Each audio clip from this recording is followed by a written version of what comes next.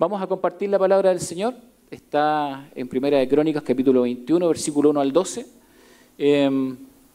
Está titulado como Confiando en la corrección de Dios. Y antes de leer específicamente el pasaje, quisiera mencionar solamente algunos elementos de lo que implica la confianza en Dios para que podamos entender estos temas que hemos estado tratando ya las últimas 5 semanas. Cuando hablamos de confianza en general y también específicamente en confianza en Dios, hablamos de un acto racional, emocional, espiritual y volitivo, es decir, que mueve la voluntad, ¿cierto? Que considera la total convicción de que el Señor sabe perfectamente lo que necesitamos y que por lo tanto Él está guiando nuestra vida a través de un camino trazado por su voluntad y orientada a sus propósitos. ¿Sí? Confianza en Dios. La absoluta convicción de que Dios sabe lo que necesito, mejor que yo mismo, ¿cierto? Y que en función de ese conocimiento que Él tiene, entonces está trazando nuestra vida en función de su voluntad y en función de sus propósitos. Entonces, la confianza en Dios tiene varios derivados, por supuesto. Confiar en Dios implica fe, confiar en Dios implica esperanza, confiar en Dios implica amor, confiar en Dios tiene que proveerme paz en el corazón, tiene que darme seguridad, tiene que darme plenitud, un sentido de realización, ¿sí? También tiene que darme un sentido de propósito, es decir, sé hacia dónde voy y sé entonces las metas que el Señor tiene para mi vida y aun cuando no las conozca y en aquellas cosas donde hay incertidumbre, confío en que la buena mano del Señor me está llevando donde Él quiere y eso es bueno para mi vida. Propósito, refugio. De hecho, otra palabra en el hebreo como sinónimo de confianza tiene que ver con refugio, un lugar donde yo puedo entonces esconder mi vida, ¿sí? No digo ocultar en términos negativos, sino que sentirme seguro y protegido, ¿cierto? En un sentido de protección. Y por supuesto, todo esto tiene que proveer felicidad, ¿sí? Tiene que proveer felicidad. ¿Recuerdan ustedes a Charles Darwin, cierto? Él en su autobiografía contaba y decía en algún momento que a pesar de todo el conocimiento que había adquirido, en algún punto de su vida dejó de percibir la belleza de las cosas. Cosas sencillas que en algún punto de su vida le provocaban alegría y felicidad, habían dejado de provocarle eso. De hecho, él decía que miraba las pinturas y le resultaban un poco molestas, miraba los paisajes que antes le llenaban el corazón, por ejemplo, y llega un punto de su vida donde finalmente deja de percibir la alegría y la felicidad de las cosas sencillas. ¿Por qué pasa eso? Porque evidentemente lo que uno ve, lo que uno logra, las cosas que uno alcanza, las metas que uno puede lograr en términos humanos, nunca son suficientes para darle total plenitud al corazón del ser humano. La felicidad profunda, verdadera, está siempre en la mano del Señor. En la relación con Él entonces se encuentra la única y verdadera felicidad. Por tanto, y tomando el concepto con el que terminamos la predicación pasada, confiar en Dios debe ser un acto inicial y no la última instancia. ¿Sí? Debe ser la prioridad. Y aquí hago esta salvedad y vuelvo a repetir lo que dije terminando la predicación pasada. Muchas personas confían en el Señor cuando ya no hay más remedio, cuando ya no hay otra solución posible. ¿El Señor escucha en esa instancia? Por supuesto que sí. En su misericordia el Señor nos escucha aun cuando estemos en el momento más triste y más profundo y más complejo de nuestra vida. Pero claramente la palabra del Señor dice que es mucho mejor confiar en Él de una manera proactiva. Confiar en Él entonces como un acto inicial y no como una última instancia. ¿Bien? Si no, a veces uno hace un camino largo y llega finalmente hasta donde Dios quería, pero a través a veces de muchas tristezas, luchas, incertidumbres, ¿no? Así que confianza en Dios tiene que ver con esto. Por lo tanto, confiar en Dios, y en esto hemos tratado las temáticas de esta semana que trataron mis hermanos, tiene que ver con confiar en su voluntad, como lo vio Eduardo, confiar en su poder, como lo vio Miguel, confiar en Dios a través de la oración, como lo vio nuestro hermano Guillermo, confiar en Dios en su palabra, como lo vio Miguel, confiar en el carácter vivo del Dios vivo y verdadero, que lo vimos la semana pasada, y hoy vamos a ver esto que es bien complejo, confiando en su corrección. Porque si la confianza en Dios va a ser plena, entonces yo tengo que aprender a confiar en Dios también en función de cómo Él corrige mi vida, con el fin, por supuesto, de llevarlo hacia sus buenos propósitos y en su voluntad. Así es que, ¿les parece que veamos esto? Porque si no, lo cerramos acá y si no... Hay que aceptar lo que tenga que decirnos el texto bíblico, y yo primero. No. Entonces, entramos con ese criterio a leer este pasaje. Está en una versión NTV que simplifica de alguna manera este relato, está en Primera de Crónicas, corresponde a algo que le ocurrió al rey David, ¿ya? Y dice así: Satanás se levantó contra Israel y provocó que David hiciera un censo del pueblo de Israel. De hecho, el texto quiere decir no que haya hecho algo en sí Satanás, sino que más bien lo tentó, una tentación hacia David. De modo que David les dijo a Joab y a los comandantes del ejército: hagan un censo de todo el pueblo de Israel, desde Berseba en el sur hasta Dan en el norte, y tráiganme un informe para que yo sepa cuántos son. Pero Joab respondió: que el Señor multiplique el número de su pueblo 100 veces. Pero, ¿por qué mi señor el rey quiere usted hacer tal cosa? ¿Acaso no son todos servidores suyos? ¿Por qué hará que Israel caiga en pecado?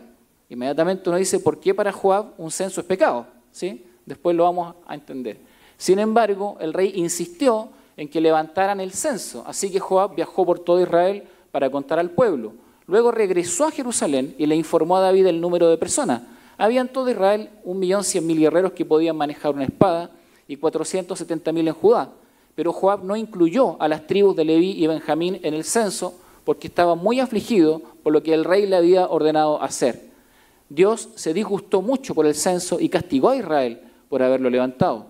Entonces David le dijo a Dios: he pecado grandemente al haber hecho el censo. Te ruego que perdones mi culpa por haber cometido esta tontería. Entonces el Señor le habló a Gad, el vidente de David, que es decir profeta, y le dio este mensaje: ve y dile a David, esto dice el Señor, te doy 3 opciones, escoge uno de estos castigos y yo te lo impondré. De modo que Gad fue a ver a David y le dijo: estas son las opciones que el Señor te da. Puedes elegir entre 3 años de hambre, 3 meses de destrucción a espada de tus enemigos, o 3 días de una terrible plaga durante la cual el ángel del Señor traerá devastación por toda la tierra de Israel. Decide y dime qué respuesta debo darle al Señor, quien me envió. ¿Está difícil esto? ¿Oramos o no oramos antes de comenzar esto? Oremos mejor. Bueno, Señor, humildemente te pedimos que nos dirijas en el estudio de tu palabra, para que tu palabra sea de bendición, nos guíe, nos oriente, hable a nuestra vida, nos ayude a buscar tu presencia y, por supuesto, Señor, como siempre decimos, si tienes que corregir algo en nosotros, encuentra en nosotros un corazón humilde que acepte tu corrección, Señor, para que siempre estemos en tus caminos, para que siempre caminemos en pos de tus propósitos. Guíanos con tu Espíritu Santo, para que tu palabra bendita hable a nuestra vida en este momento de acuerdo a nuestras necesidades personales. En el nombre precioso de Cristo, nuestro Señor y nuestro Salvador. Amén. Amén. Bien, la respuesta de David es esta. Después vamos a ver qué implica, ¿no? Dice: estoy en una situación desesperada. ¿Y quién no? Después de las alternativas que recibió. Le respondió David a Gad: mejor que caiga yo en las manos del Señor, porque su misericordia es muy grande, y que no caiga yo en manos humanas. Bien, ahí la respuesta. ¿Qué implica todo esto? Bueno, miremos algo. Primero, algunas consideraciones históricas para entender este pasaje. Hay un precedente para poder entender y comprender el tema del censo y por qué tenía, en este caso, ribetes negativos, ¿no? En Éxodo 30 ya se habían dado algunas pautas y en realidad cada vez que se planificaba el pueblo para alguna actividad importante, se realizaba algún tipo de censo para saber evidentemente con cuántas personas se contaba. Eso se hacía antes de tiempo de guerra, se hacía cuando quería, por ejemplo, establecerse una construcción importante para que las personas pudiesen tributar. En ese tiempo también existía el Servicio de Impuestos Internos de Oriente Medio. Bueno, las personas también pagaban una serie de impuestos, entonces había que saber cuánta gente tenía y generalmente las personas sobre 20 años tenían que generar un tipo de tributo. ¿Bien? Pero eso tenía una cierta lógica. Por ejemplo, se aplicó el censo en el contexto del Éxodo para construir el tabernáculo. ¿Bien? Ahí se usaron distintos mecanismos de financiamiento, pero uno de ellos fue justamente el censo para que las personas pudiesen aportar una cantidad de dinero. El censo debía solicitarlo exclusivamente al Señor. Esa es la pauta primera y la principal, porque implicaba que el pueblo le pertenecía a Él. Entonces, de acuerdo a la costumbre, en realidad nadie más podía pedir un censo si no era Dios. Si alguien, de alguna manera, realizaba un censo simplemente por iniciativa propia, estaba adueñándose del pueblo. Estaba asumiendo un rol que le correspondía solamente a Dios. Entonces, de a poco empezamos a descubrir el problema que tiene David. Entonces, de alguna forma, el censo marcaba y sellaba la relación del pueblo con Dios. Solamente Dios podía pedir un censo. La iniciativa tenía que ser de Él. Cada persona contada en el censo mayor de 20 años debía ofrendar medio ciclo de plata como medio de redención. ¿Bien? Era un medio para reconocer que la provisión, la protección y todo bienestar venía de la mano del Señor.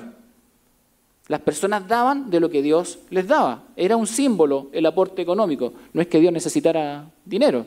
No, para nada. Era simplemente un reflejo, ¿cierto?, del bienestar que Dios había provisto. Era un medio didáctico para solicitar que la presencia y la protección de Dios se mantuviera.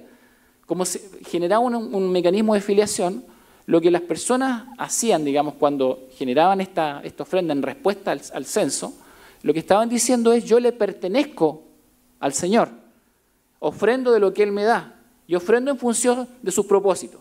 Así es que era un medio de filiación, un medio también en que las personas decían: yo sigo confiando en la presencia de Dios, anhelo y quiero que la presencia de Dios esté en mi vida, anhelo su protección, quiero su provisión, estoy tranquilo con lo que Él me está dando y sigo caminando con Él. Entonces, en el contexto del caso del Éxodo, debía usarse para mantener el tabernáculo. Y eso iba, por supuesto, en beneficio de todas las personas que participaban de la liturgia y del acercarse a Dios. El tabernáculo era símbolo específicamente de eso. Por último, este acto evitaba que cualquier plaga afectara al pueblo. ¿En qué sentido? ¿Cómo es que pasaba esto?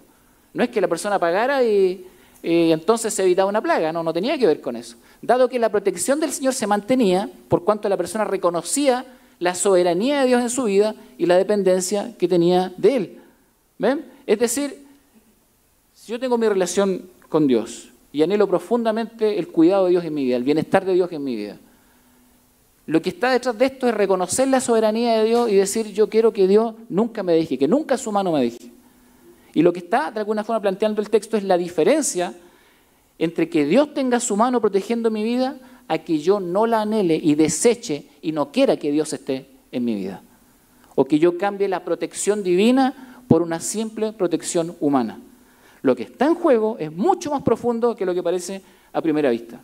Entonces, cuando las personas participaban de este censo al que Dios llamaba, estaban reconociendo que Él era Dios, estaban reconociendo que la provisión venía de Él, estaban reconociendo que Él era soberano y estaban anhelando y pidiendo que Dios fuera el que cuidara su vida, que Dios lo protegiera. Era un reconocimiento de la soberanía de Dios en términos personales. Dios cuida mi vida, Dios me protege y no quiero confiar en nada más que no sea la presencia gloriosa de Dios en mi vida. ¿Ven? Entonces era un acto de fe lo que está detrás de esto. Implicaba entonces aceptar una dependencia profunda del Señor. Y el caso de David entonces comienza a complicarse. ¿Por qué se le complica a David? Él en ese punto ya era rey de Israel por muchos años, él reinó 40 años en Israel. Su vida es una ilustración viva, como dice ahí, de un camino difícil. Es un hombre que cometió muchos errores, una persona que también cayó en pecado en varias oportunidades, sin embargo volvió al Señor, se arrepintió, ¿cierto? Se arrepintió y buscó al Señor, el Señor lo perdonó, lo dirigió, se equivocó en otras cosas, el Señor lo volvió a perdonar. Era un hombre que buscaba constantemente a Dios, justamente a pesar de sus propias debilidades. Por tanto, es una persona que está marcada por el perdón, por la corrección, por la misericordia y por la gracia del Señor. Y todo esto es lo que le permitió llegar a ser rey. Claramente, cuando uno ve la historia de David, se da cuenta que no tiene que ver con sus cualidades personales.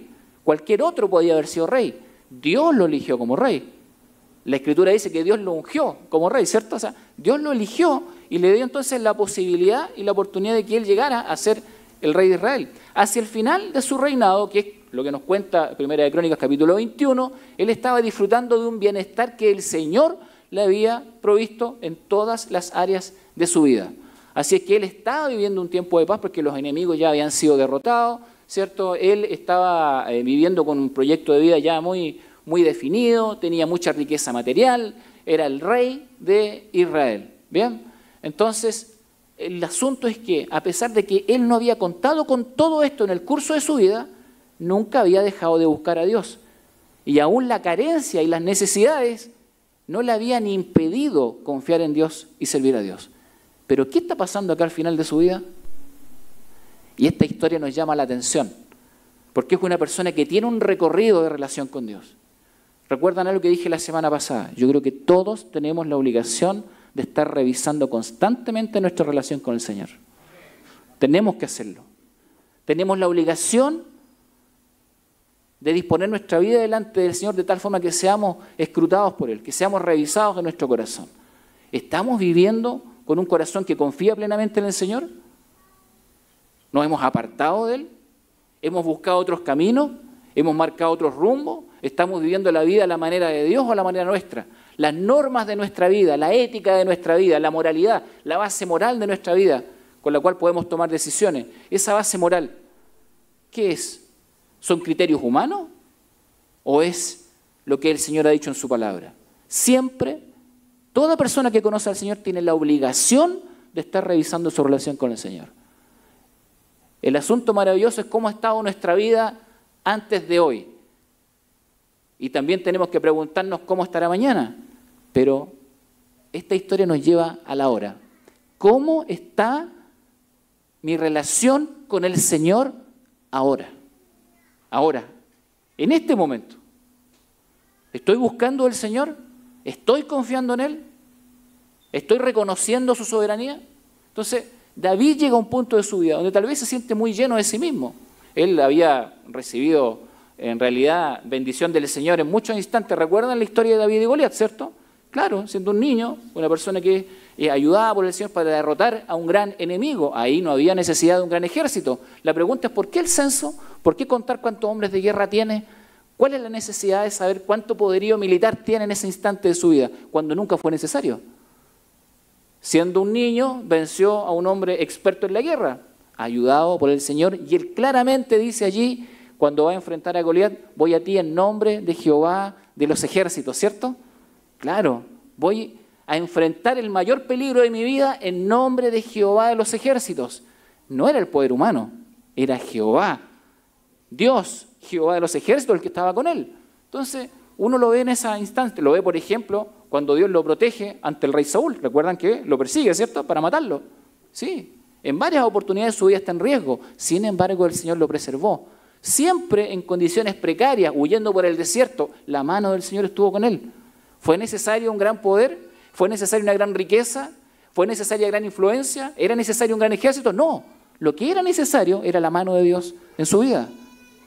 Los valientes de David, lean esa historia, después está en la Escritura, hay algo en 2 de Samuel que marco ahí, que lo voy a leer ahora. Son personas que lo apoyaban. Dios le puso personas para que lo apoyaran y lo respaldaran aún en los tiempos más críticos, y eran personas que luchaban con él, ¿sí?, a la par con él. Pero saben que nunca fue un gran ejército. Se habla en algún momento de 3 que eran muy valientes, un grupo más grande de 30 que eran muy valientes y que fueron capaces de derrotar a grupos numerosos. ¿Ven?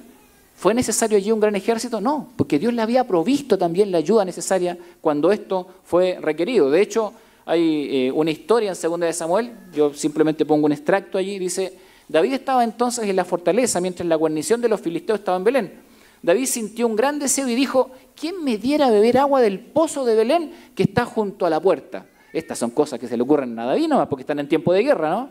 Entonces él está allí en Jerusalén y dice, me dieron ganas de tomar agua del pozo que está en Belén, como a 8 kilómetros.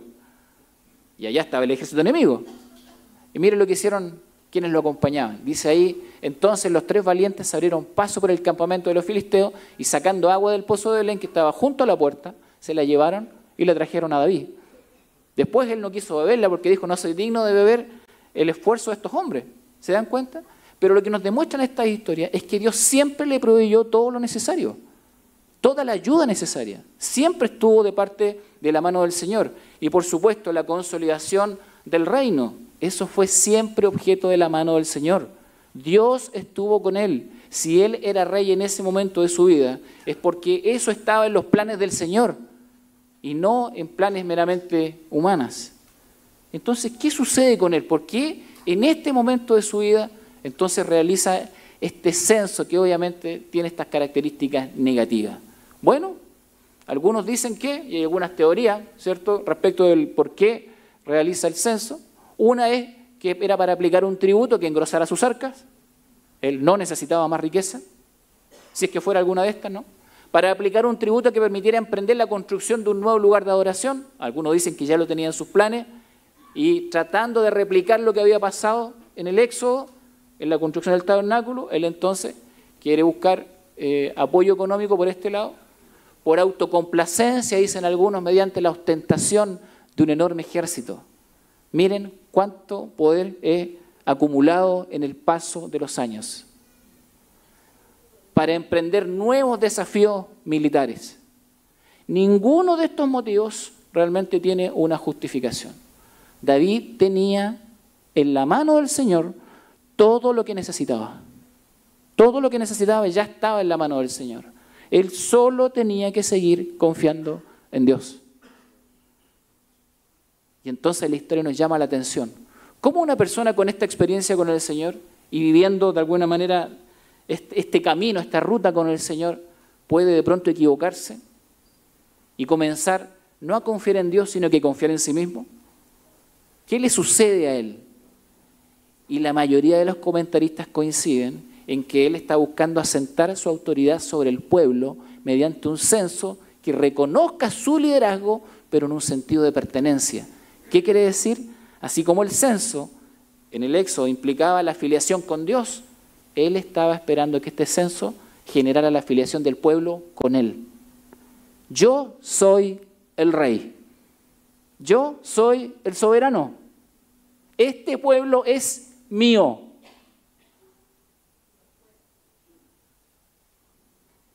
Y esto entonces se torna en una historia tremendamente difícil.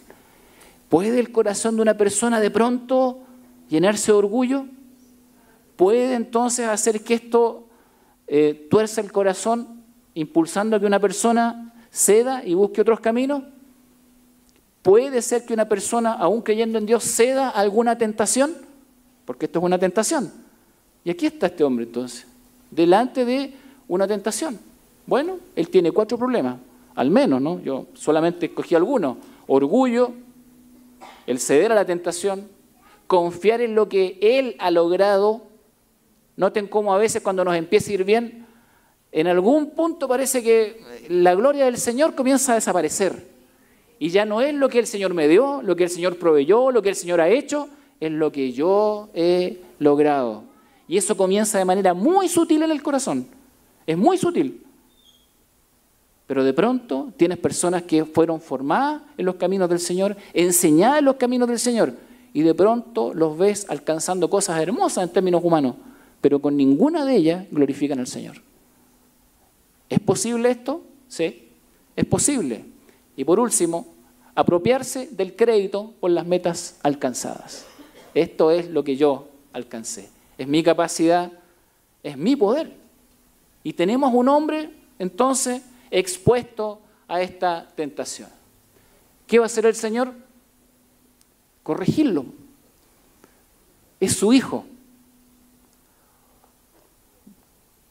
Y Dios corrige.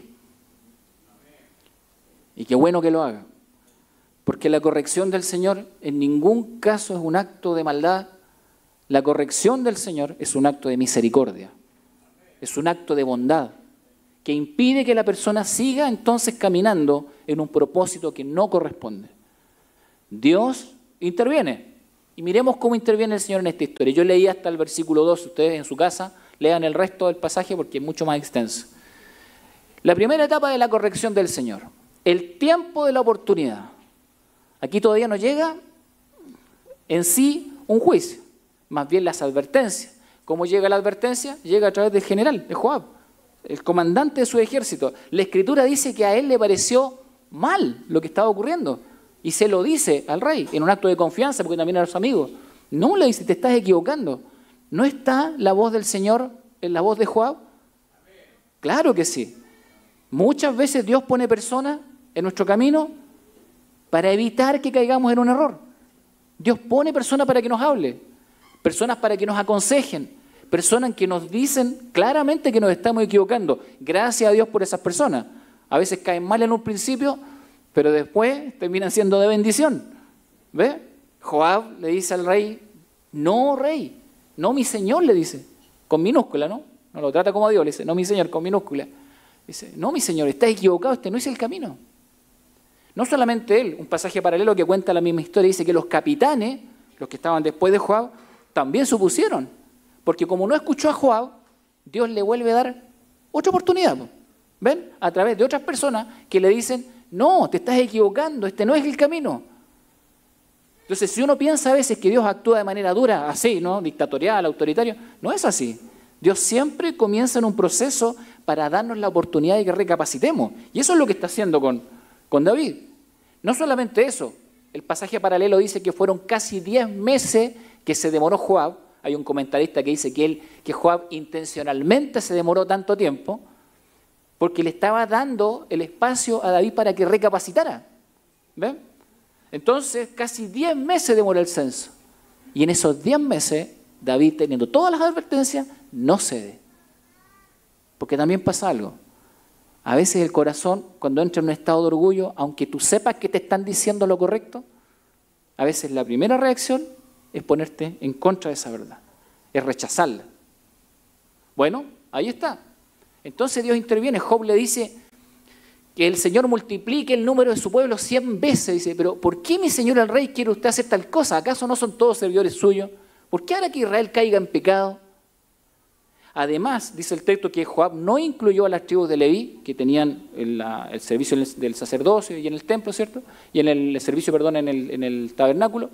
Y dice además que ya Benjamín tampoco lo incluyó porque es la tribu más pequeña, que ya había sido afectada por otros motivos. Así es que él estaba muy afligido porque no pudo torcer la decisión del rey. Pero ahí estuvo la voz de Dios a través de una persona y de otras personas. Bueno, no escuchó a la primera. La oportunidad de recapacitar. Quiero decir que todos la tenemos. Todos tenemos la oportunidad de recapacitar. Porque la acción de Dios es así. Es correctiva, pero siempre nos da primero un espacio. Segunda etapa de la corrección del Señor. Un castigo leve y la primera respuesta de David. Bueno, dice ahí, Dios se disgustó mucho por el censo y castigó a Israel por haberlo levantado. Uno dice, David tomó esta decisión. Bueno, muchos estuvieron de acuerdo. Y se prestaron también para esta situación. Porque muchos empezaron a decir, bueno Dios, ¿dónde está Dios? David es mi rey.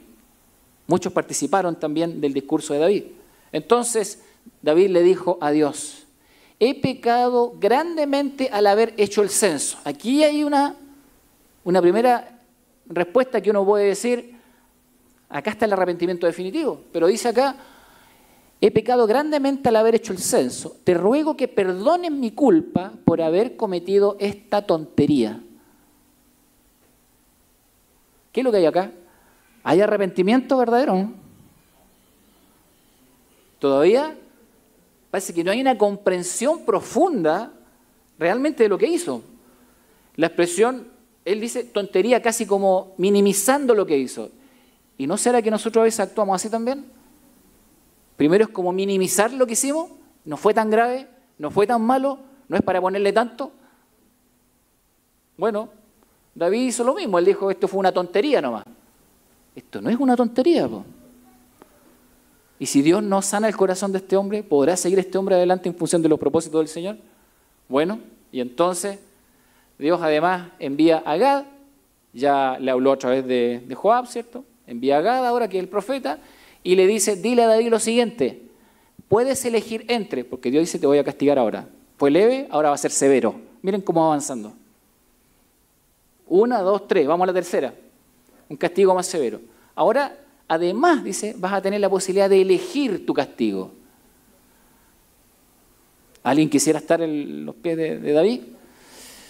Bueno, vas a poder elegir, le dice. Pero en esta decisión que él tiene que tomar, justamente está el espacio que Dios una vez le está otorgando para que aplique sabiduría y tome una decisión correcta. Puedes elegir entre 3 años de hambre, 3 meses de destrucción a espada de tus enemigos, o 3 días de una terrible plaga durante la cual el ángel del Señor traerá devastación. ¿Cuál será la mejor acá? ¿Puerta A, puerta B o puerta C? Dicen algunos. Sinceramente, yo no quisiera estar en el lugar de él para poder elegir un castigo, ¿no? Pero por fin, el proceso de Dios con David comienza a dar resultados. Porque en medio de esta confusión, por fin empieza a tomar decisiones correctas. Y él entonces dice, estoy en una situación desesperada. Miren cómo cambió la frase. Ya no es una tontería, ¿ven? Ya no es una tontería. Ahora sí hay un reconocimiento de que esto es un problema grave y que hay que solucionarlo. Estoy en una situación desesperada, le respondió David a Gad. Mejor que caiga yo en las manos del Señor. Y entonces el corazón de este hombre comienza a volver a Dios. Él ya no es el rey, ahora es el súbdito del único y verdadero rey, del Señor. Entonces, mejor que caiga yo en las manos del Señor, porque su misericordia es muy grande, y que no caiga yo en manos humanas. Por fin entonces su interpretación correcta es que los dos primeros castigos obviamente implicaban caer en manos de los enemigos, en manos humanas. ¿Y cómo es el ser humano? El ser humano no tiene misericordia. El ser humano no tiene límites. Cuando quiere vengarse puede llegar hasta lo peor de lo peor. Y entonces él, dentro de toda esta confusión, toma una decisión correcta. Lo mejor, cuando hemos cometido un error, es caer en las manos del Señor. Nadie dijo amén, o muy pocos dijeron amén. Lo mejor, cuando cometemos un error, y dije error casi como un eufemismo, porque esto es tremendamente grave, tanto en las cosas pequeñas como en las graves que podamos cometer, lo mejor en todo tiempo es caer en las manos del Señor, en las manos de Él. En las manos de Él, porque Él entonces va a terminar este proceso correctivo y va a sacar mi vida de la profundidad donde yo mismo me he puesto, ¿cierto? Para finalmente traerme a su luz admirable. Entonces caiga mejor yo en las manos del Señor, dice él. Bueno, como cuarta etapa de la corrección, Dios le envía hasta un ángel. Hay gente así, ¿no? Y un ángel del Señor entonces llega allí con la espada para demostrar que se va a aplicar el juicio del Señor. Y entonces David y los líderes de Israel se pusieron tela áspera en silicio y ceniza, como dicen otras expresiones, ¿cierto? Un saco áspero que simbolizaba el dolor, en señal de su profunda angustia, y cayeron rostro en tierra. Recién tenemos entonces a una persona profundamente humillada delante del Señor. Este hombre acaba de caer entonces arrodillado y postrado delante del Señor. Una posición que debería ser el hábito de nuestra vida. Postrados delante del Señor. Humillados delante del Señor. David le dice, soy yo quien pidió el censo. Soy yo el que pecó e hizo el mal. Miren, ahora está abriendo el corazón. Sí, y ahora está diciendo que esto es algo realmente grave. Yo soy el que hizo el mal. Pero estas personas son tan inocentes como ovejas. Dicen, ¿qué han hecho, oh Señor mi Dios? Que tu enojo caiga sobre mí y mi familia, pero no destruya a tu pueblo. ¿Cambió el corazón de David? Cambió totalmente. Él ya no está culpando a nadie más, cosa que es muy normal cuando cometemos errores. La culpa es de los demás, no nuestra. La culpa es mía, dice él. Si alguien tiene que pagar, soy yo. Yo tengo que asumir la responsabilidad. Finalmente, y como última etapa de esta corrección del Señor, hay una nueva oportunidad para aplicar lo aprendido. Porque una vez que hemos pasado por este proceso con el Señor, créame, el Señor nos vuelve a dar la oportunidad para que apliquemos lo que aprendimos con Él. Es decir, la expectativa es que no volvamos a tropezar 2 veces con la misma piedra. Algunos se sonrieron nomás. ¿Puede que pase algo así? Por eso la corrección del Señor es importante. Porque incluso acá a veces nosotros somos tan orgullosos que nos corregimos a nosotros mismos. Los criterios de corrección los aplicamos nosotros para nuestra propia vida y no dejamos que sea el Señor el que intervenga. El que tiene que intervenir en nuestra vida para sanar nuestro corazón es el Señor. Él tiene que hacerlo.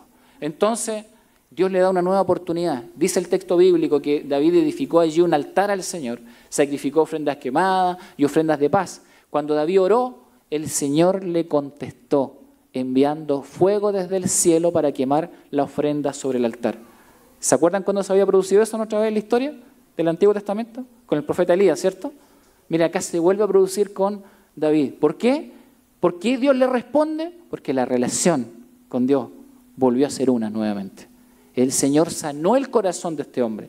El Señor tomó la iniciativa y finalmente lo llevó a una relación profunda. No solamente este hombre cayó postrado delante del Señor, sino que terminó orando delante de Dios y terminó viendo la respuesta del Señor. Sí, el Señor contestó. Luego el Señor le habló al ángel, quien envainó la espada. Parece que todo esto tuvo que ser hecho bajo amenaza, ¿no?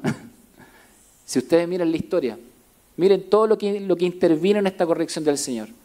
Estaba Joab, los capitanes, el tiempo, casi 10 meses, Gad, un ángel con la espada e incluso un ejemplo. Ustedes van a mirar después la historia en su casa, se van a dar cuenta que David, cuando va a este lugar para poder levantar un lugar de adoración, quiere comprar un lugar y el hombre se lo quiere regalar.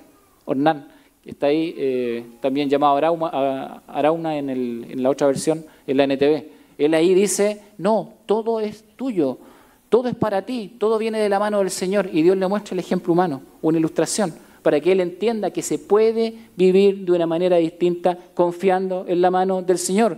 El Señor hizo todo, proveyó todo lo necesario para traerlo de vuelta entonces a una relación única y verdadera con Él.